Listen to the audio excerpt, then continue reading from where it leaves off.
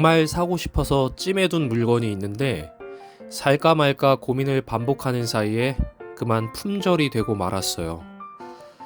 이때 품절이라는 말은 물건이 다 팔리고 없음, 동남 이런 뜻이 아니죠. 절망과 동의어 거의 동급입니다. 그냥 살걸. 마음에 꼭 드는 물건을 놓치고 하루 종일 일도 손에 안 잡히는데 이때 품절이라는 말 밑에 이런 말이 나타났어요. 재입고 예정. 품절 다음 재입고. 오늘 우리의 하루가 이랬으면 좋겠습니다. 야호, 아싸, 좋았어. 이런 말들이 줄줄이 이어지는 소소한 행복이 있는 그런 하루요. 2023년 2월 14일 새벽 기도의 말씀입니다.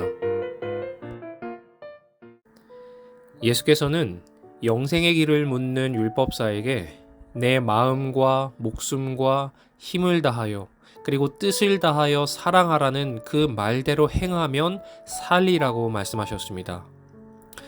율법사의 대답은 신명기 6장 5절과 레위기 19장 18절을 그대로 전술한 것으로 하나님을 사랑하되 전인격으로 사랑해야 한다는 것이었죠. 그가 율법을 이런 식으로 종합할 수 있었던 것을 보면 그는 아마 성경에 깊은 통찰력을 가진 인물임이 분명합니다. 그러나 그의 태도는 다분히 예수에 대한 적대감을 품고 있었는데 이는 시험하여 가로되 라는 구절에서도 잘 나타나 있죠. 그는 자신의 지식을 자랑하며 예수를 공경에 빠뜨리려는 계획을 가지고 있었습니다. 그리스도께서 백성을 가르치고 계실 때 어떤 율법사가 일어나 예수를 시험하여 가로되 선생님, 내가 무엇을 하여야 영생을 얻으리이까 하고 물었다. 큰 무리는 숨을 죽이고 조용히 대답을 기다렸다. 제사장들과 랍비들은 율법사로 하여금 이 질문을 하게 함으로써 그리스도를 함정에 빠뜨릴 수 있다고 생각했다. 예수님은 이런 의도를 가진 율법사의 질문을 시인도 반대도 하지 않으시고 단지 그대로 행하라 라고 말씀하셨는데 이것은 율법을 알고 암송하는 것이 중요한 것이 아니라 그것을 행하는 것이 중요하다는 말씀이었습니다. 이와 같이 참 신앙은 이론만이 아니라 말씀에 따른 행동이 수반되어야 합니다. 그런 까닭에 야고보는 허탄한 자랑을 악한 것이라고 강조하면서 사람이 선을 행할 줄 알고도 행치 않으면 죄라고 말씀했던 것이죠. 이처럼 행함 없는 믿음은 아무런 유익이 없습니다. 그래서 성경은 아는 것을 믿음이라고 본다면 귀신들도 한 분 하나님을 믿고 두려워한다고 말하며 행함 없는 믿음의 무용함을 드러내기도 합니다. 여기 예수님께서 하신 그대로 행하라는 말씀은 행함이 없으면서 믿음이 있다고 생각하는 사람이 얼마나 허탄한 사람인지를 꼬집어 말한 것이죠.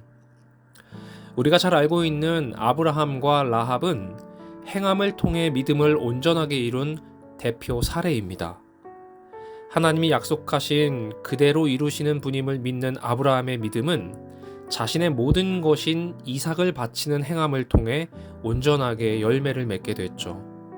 또한 하나님이 바알과 아세라보다 높은 신이심을 믿는 라합은 하나님께 운명을 맡긴 행함을 통해 살아있는 참 믿음을 인정받기도 했습니다. 예수님을 구주라고 고백하는 믿음만 있으면 구원을 얻는다는 것이 흔히 말하는 기독교 신앙의 중요한 메시지입니다. 그런데 시대의 소망 54장은 구원을 얻게 하는 믿음은 예수님이 나를 위해 십자가에 죽으셨고 나의 구주시라고 생각하고 말하는 것과 동일하지 않음을 강조하고 있습니다. 그것은 단지 고백일 뿐인 것이죠. 그 고백을 드러내는 행함이 없다면 그 믿음은 구원을 주지 못하며 유익이 없고 또 헛것이기 때문입니다. 날마다 직면하는 시험 속에서 인내하며 하나님의 뜻을 행할 때 마음에 심긴 믿음의 씨앗이 더 이상 죽은 상태가 아닌 살아서 자라나고 온전함에 이르는 참된 믿음이 될 것입니다. 살아있는 믿음은 삶에서 순종의 모습으로 나타난다고 했습니다. 성경에 나타난 율법사처럼 단순히 이론과 지식에 머물러 암송에 그치는 신앙이 아닌 교리에 대한 지식적 동의를 뛰어넘어 믿음을 행위로 드러내는 살아있는 신앙을 가지게 되시기를 바랍니다. 하나님의 말씀에 순종하는 우리의 행위 하나하나가 참된 믿음을 증명하는 시금석임을 기억하시고 단순한 입술의 고백이나 머리로 이해하는 지식의 차원을 넘어 행함으로써 참된 믿음을 증명하는 삶을 사는 오늘 하루가 되시기를 바라며 말씀을 마치겠습니다. 오늘의 기도 제목을 말씀드리겠습니다. 먼저 교회의 환우들을 위해서 기도해 주시기 바랍니다. 또한 화요 예배의 회복을 위해서 기도해 주시고 튀르키예 지진 피해 가정을 위해서도 함께 기도해 주시기 바랍니다. 그리고 각자 가지고 계신 개인의 기도 제목을 가지고 함께 기도하도록 하겠습니다.